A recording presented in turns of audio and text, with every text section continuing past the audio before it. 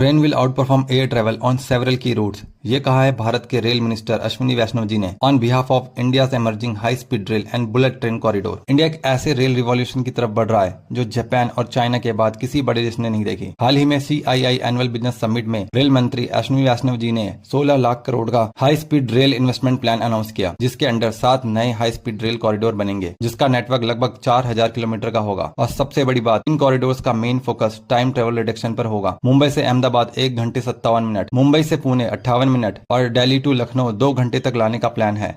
भारत का railway sector एक ऐतिहासिक मोड़ पर है। पिछले 10 सालों में 36,000 किलोमीटर के नए रेलवे ट्रैक बिछाए गए, 49,000 किलोमीटर का इलेक्ट्रिफिकेशन हुआ, जो जर्मनी के पूरे रेल नेटवर्क से भी ज्यादा है। अप्रैल 2026 में डेडिकेटेड फ्रेट कॉरिडोर प्रोजेक्ट भी कंप्लीट हो गया, जहां पर पर डे 480 ट्रेन हिंटरलैंड से पोर्ट तक गुड्स पहुंचा रही हैं, जिससे लॉजिस्टिक कॉस्ट में भारी गिरावट आई है। इंडिया का पहला indigenous bullet train B28 under production stage में है और इसका पहला प्रोटोटाइप मार्च 2027 में आएगा। पिछला फाइनेंशियल ईयर इंडियन रेलवे के 150 साल का सबसे सेफ साल रहा, जहां एक्सीडेंट्स में 90% की कमी आई। रेलवे केपेक्स जो कुछ साल पहले 66,000 करोड़ का था, अब बढ़कर 2,72,000 करोड़ का हो गया है और इसका 98% कैपिटल एक्सपेंडिचर ऑलरेडी यूटिलाइज हो चुका है। यानी गवर्नमेंट इस सेक्टर को लेकर काफी सीरियस है। आज Bharat Germany, Italy, Switzerland, Poland और अमेरिका जैसे विकसित देशों को ट्रेन प्रोपल्जन सिस्टम एक्सपोर्ट कर रहा है। जो देश कभी टेक्नोलॉजी में इंडिया से आगे थे, आज वही देश भारतीय इंजीनियरिंग पर भरोसा कर रहे हैं, जिस वजह से हमें रेलवे के शेयर जैसे कर्नेक्स माइक्रो सिस्टम,